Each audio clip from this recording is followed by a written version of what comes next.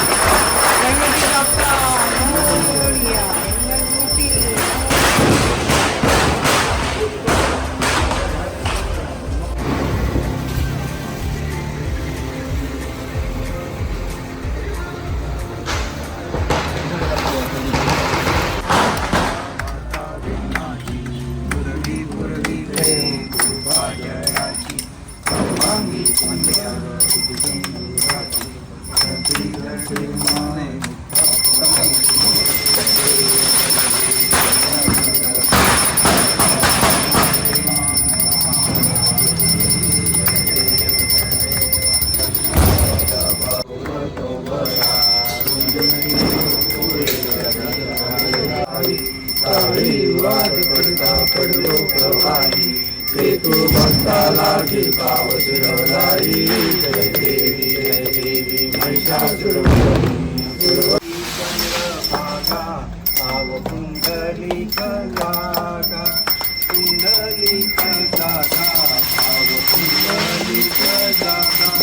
करू बाबांची वंदन साईची वंदन करू बाबांची वंदन करू म्हणे बाबा साई। गाव गाव माझे आई गाव माझे आई गाव गाव माझे आई।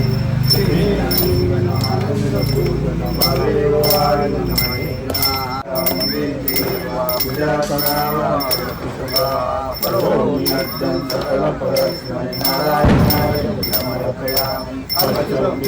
राम नारायणं कृष्णदामोदरं श्रीधर्माधरं गोकुलावल्लभं जानकीनायकं रामचन्द्रं। हरे राम राम राम हरे हरे।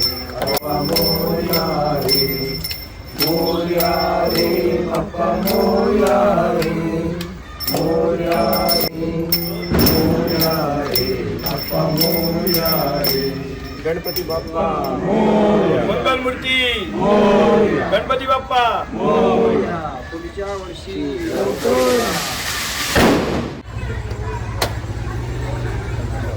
गणपती बाप्पा मोरया।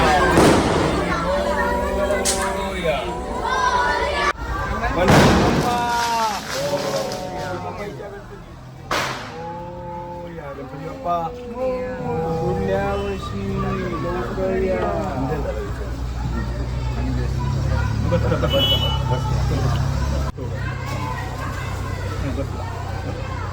वरती फुलं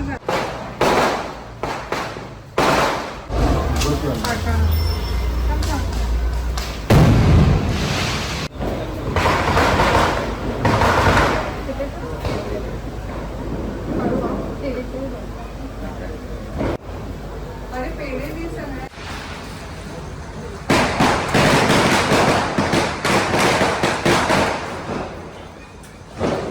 खरं तर पर्यावरणात पूरक गणपती आणायचं माझ्या मोठे भाऊ दादांचं खूप दिवसाचं स्वप्न होतं. दरवर्षी आम्ही पर्यावरणपूरक गणपती आणतो आणि गणपतीचं वैशिष्ट्य असं असतं की पाण्यामध्ये ठेवल्याबरोबर 15 मिनिटाच्या आत गणपतीची पूर्ण मूर्ती त्या ठिकाणी विरघळून जाते आणि त्याच्यामुळे कुठलंही प्रदूषण होत नाही आणि त्याच्यामुळे एक मनाला समाधानसुद्धा वाटतं की गणपती बाप्पाला आपण व्यवस्थित निरोप देऊ शकलो आणि अर्थात प्रत्येकाच्या श्रद्धेचा भाग आहे आणि त्याच्यामुळे मला असं वाटतं की ह्या ज्या अशा पर्यावरणपूरक गणपतीच्या मूर्ती निर्माण केल्या जातात या मातीच्या मूर्तीसारख्याच असतात आणि त्याच्यामधलं मेन कंपोनंट ही मातीच असते आणि त्याच्यामुळे शाडूच्या मातीचे गणपती बनवावे हे जे काय धोरण आहे त्याचासुद्धा अवलंब होतो आणि पर्यावरणाचं संरक्षण होतं. परंतु त्याच्याचबरोबर आज अतिशय आनंदाने आणि कुठल्याही तऱ्हेचं विघ्न न येता 5 दिवसाच्या गणपती बाप्पांना सर्वांनी निरोप दिलेला आहे. त्यांना सर्वांना त्या वतीने गणपती बाप्पाला पुढच्या वर्षी गणपती बाप्पांनी यावं आणि यावर्षीसुद्धा गणपती बाप्पाची किमया अशी आहे की गणपती बाप्पाचं आगमन झालं आणि महाराष्ट्रातल्या सगळ्या जिल्ह्यांमध्ये पाऊस सुरू झाला. त्याच्यामुळे किमान पाण्याची तरी टंचाई पिण्याच्या पाण्याची येणार नाही. पुढचं जे पीक आहे हे पीक चांगलं येऊ शकेल आणि जे नुकसानसुद्धा झालेलं आहे पाऊस उशिरा पडल्यामुळे ते सुद्धा सरकार भरून देईल याची मला खात्री आहे. अतिशय मंगलमय वातावरणामध्ये आज महिलांसाठी आरक्षण जाहीर झालेलं आहे. महिलांना एका अर्थाने न्याय मिळालेला आहे आणि त्याच्याबरोबर जे जे समाजाचे घटक आहेत जे शासकीय नोकरीमध्ये वेगवेगळ्या कंत्राटी पद्धतीने किंवा इतर पद्धतीने काम करत आहेत त्यांच्या सगळ्यांना भरीव अशी पगारवाढ ही आमच्या शासनाने दिलेली आहे. 1 लाखापेक्षा जास्त नवीन युवकांची भरती या ठिकाणी होते आहे. महाराष्ट्र समृद्धीच्या दिशेने जातो आहे. त्या महाराष्ट्राच्या जनतेची सेवा करण्याची संधी मुख्यमंत्री उपमुख्यमंत्री सर्व त्यांचे मंत्रिमंडळातले सहकारी सर्व नागरिक यांची सेवा करायची संधी मिळून द्या आणि महाराष्ट्राची खूप भरभराट होऊन दे अशी मी गणरायाच्या चरणी प्रार्थना करतो. आणि त्याच्याचबरोबर ही बुद्धीची देवता आहे त्याच्यामुळे आमच्या मुलांना खूप चांगलं यश मिळावं त्यांच्याकडून चांगला अभ्यास घडावा आणि जगाला सर्व तऱ्हेच्या सेवा देण्याची शक्ती ईश्वराने त्यांना द्यावी आणि सर्वांची मनं जिंकून भारताने संपूर्ण जगावर राज्य करावं आणि ते करण्याची शक्ती आमचे पंतप्रधान महोदयांना द्यावी अशी सुद्धा मी ईश्वरचरणी प्रार्थना. एक गोष्ट अशी आहे की ते स्वतः भाविक आहेत. ते एका कार्यक्रमाच्या निमित्ताने मुंबईला आलेले होते आणि ती व्याख्यानमाला मुंबई विद्यापीठामध्ये व्हायची होती. पण कधीही मुंबईला आल्यानंतर लालबागच्या राजाचं दर्शन ते आवर्जून करतात. ज्याला कोल्हापूरला येतात त्याला महालक्ष्मीचं दर्शन अवश्य करतात आणि मी हे स्वतःचं भाग्यावर समजतो. त्या दोन्ही ठिकाणचं पालकमंत्री देवाने मला केलं हे मी स्वतःचं भाग्य समजतो आणि त्याच्यामुळे गणरायाची सेवा करायला मिळते, महालक्ष्मीची सेवा करायला मिळते आणि एका अर्थाने भारतीय संस्कृती जपण्याचं जे काम आहे ते करण्याची संधी आपल्याला मिळणं आणि एवढ्या मोठ्या लोकांचे आपल्याला सहवास लाभणं हा सुद्धा मोठेपणा आहे. आदरणीय मुख्यमंत्री एकनाथजी शिंदेसाहेब आणि उपमुख्यमंत्री देवेंद्र फडणवीस साहेब यांच्यामुळे मला ही संधी मिळाली. नाहीतर पालकमंत्री असलो तरी कुठेतरी शेवटच्या गाडीमध्ये आपण असतो आणि ज्या वेळेला हे मोठी लोक पोचतात गणपतीजवळ त्यावेळेला मात्र आपण तिथपर्यंत येतच असतो. आज ती सोय आदरणीय मुख्यमंत्री महोदयांनी स्वतःच्या गाडीमध्ये बसण्याची व्यवस्था केली जेणेकरून प्रत्येक ठिकाणी मी वेळेवर पोहोचू शकलो. आशिष शेलार साहेबांचा गणपती होता तिथे वेळेवर पोहोचू शकलो. लालबागचा राजा मी भक्तच आहे.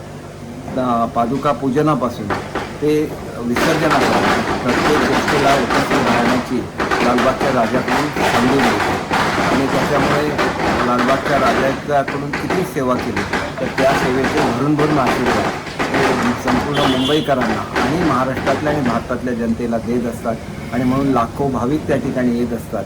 तरी त्यांची सेवा करायला मिळणं ही सुद्धा एक देवाने दिलेली संधी आहे. त्याच्याबद्दल मी मनापासून सर्वांचे आभार मानतो आणि लालबागच्या राजाच्या चरणी आणि गणरायाच्या चरणी मनापासून या ठिकाणी वंदन करतो. आमचे दिवसभरातले सर्व अपडेट्स, ताज्या घडामोडी आणि थेट लाईव्ह पाहण्यासाठी सबस्क्राईब करा, लाईक करा कोकणचं नंबर 1 महा चॅनल कोकण 7 लाईव्हचं YouTube चॅनल.